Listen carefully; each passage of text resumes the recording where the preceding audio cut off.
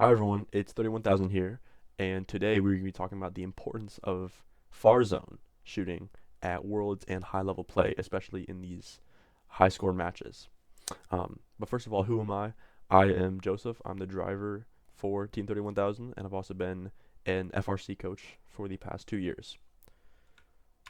So let's get started. So, why do these high scoring matches always have such a strong far zone presence? So, first of all, far zone is very overlooked in my opinion, especially by gate cyclers. So, in these solo world record matches, you have just teams going back and forth between the gate. That's it, and that's all I do for the entire match. So, in my opinion at least, gate far zone gets especially overlooked, especially in auto actually. So, but the reason why this happens is because both robots physically cannot shoot close. Because of gate cycling, two robots cycling close would be incredibly inefficient, and it would lead to clogging and just run-ins in the center, and it'd overall be terrible. However, the importance, in my opinion, of far zone not only comes from scoring consistently, but also defense. Um, if you have an alliance partner that can go head on head with gate cycling, which in my opinion it's about maxed out, which what we saw in Romania, far zone is gonna be the decider between these 500 point matches and 300 point matches. All right, so this video, for the purpose of this video, we're gonna be looking at the recent world record match between Quantum Robotics and Harder Robots versus AI Citizens and Brickspot. So this is the Romania National Championship. This is Finals 2.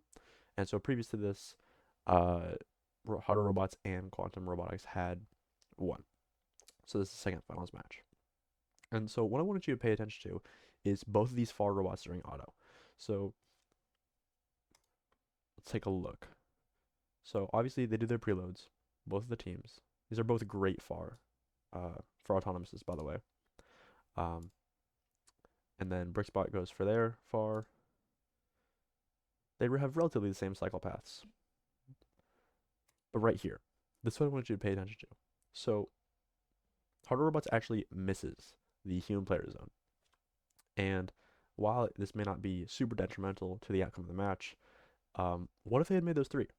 So they're going to come back with nothing. And they're going to go to their human player or to their gate zone and back to their human player zone. And they miss again.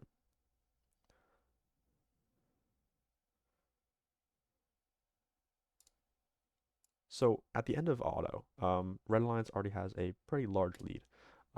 This is partially a mix of missed artifacts by both alliances in terms of the far zone. Both close autos were great.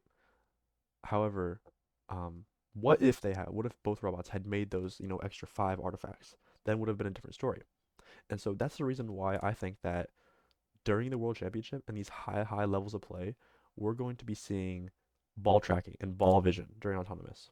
So what I have been seeing out recently in the community is that teams are developing limelight-based ball tracking, and so what this allows them to do is track artifacts during auto, so that they're not missing those extra, 5 or maybe even 8 artifacts during auto, and that gives them a huge leg up during the teleop period. So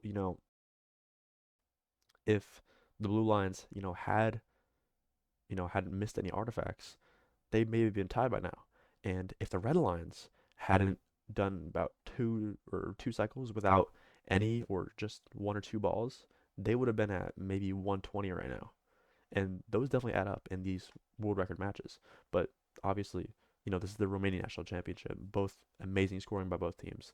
Um, but during this match, I want to focus on just the far cycling that both these teams do. Um, and we can see that, compared to close cycling is basically the same throughout the entire match. But these far alliances have two different strategies, and I think the Red Alliance played it slightly better, which is why I think they took that demanding large gap, and it has to do with penalties as well as the aggressiveness of the driving. So, close zone, we can see that both AI Citizens and Quantum Robotics basically same speed. They're both incredible robots. But I want you to take a look at harder robots, what they just did. So while AI Citizens was gate cycling, they actually just full on slammed into them. And you can see that, that was called a foul or a penalty, sorry. Um, but that's another 5 points. That's an artifact and a half. Those that adds up. And so they keep doing this the entire match. They intake from their secret tunnel, and they go back and they shoot them. So this is a very different strategy to Brickspot. And what Brickbot does is they go to the human player zone typically. They wait for the balls to roll all the way out. The human player grabs them and they shoot them. And that's not a bad strategy at all. However, I'm saying that Hard Robots takes advantage of the fact that all of the artifacts flow out of the gate. And so they're taking that aggressive stance against AI citizens to try and get those extra foul points for the lead. So another one right there. You just saw it. AI citizens ran into them while Hard Robots was in their protected zone, and they're going to do this the entire match, back and forth, back and forth. And another thing that I want to add is the aggressive driving from Hard Robots throughout this match.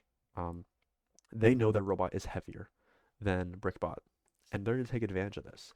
And so what they're going to do is that when they're coming into the far zone, they're just going to like full on slam into Brickbot.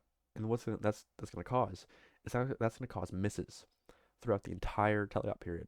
And we can see it actually happens. Right there, we just saw it. Brickbot missed a ball because they got thrown off by the very aggressive driving of Harder Robots. And they're just going to capitalize on this during the entire match. They're going to go, balls roll out, human player, come back in. And it's not going to be present the entire match, obviously. Timing doesn't work out a whole lot when it comes to far zone. But they're going to do it pretty consistently. Then, see, secret tunnel. And they do it again. They do it right there.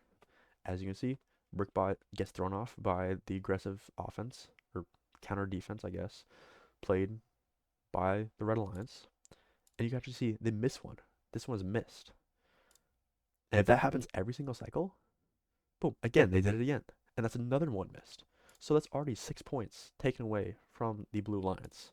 And right at the stage, 6 points is a lot. That cuts it down by that cuts the lead down to not unbelievable to come back from. And as you can see, get cycling is just the same thing over and over again. And that's why I believe that it's basically capped. So unless teams can just have purely odometry based gate cycling, which I think would be incredible, it would remove all human error.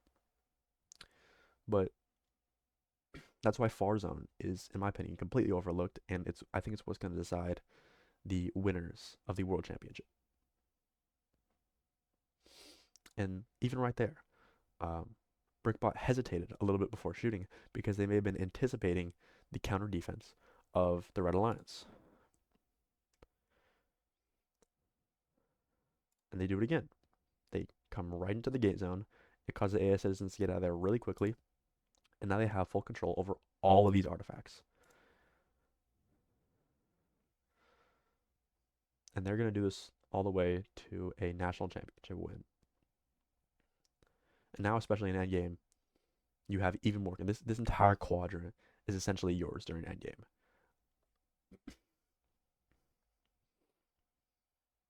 And another thing I noticed actually is that the far zone robot tends to climb more often than the close robot.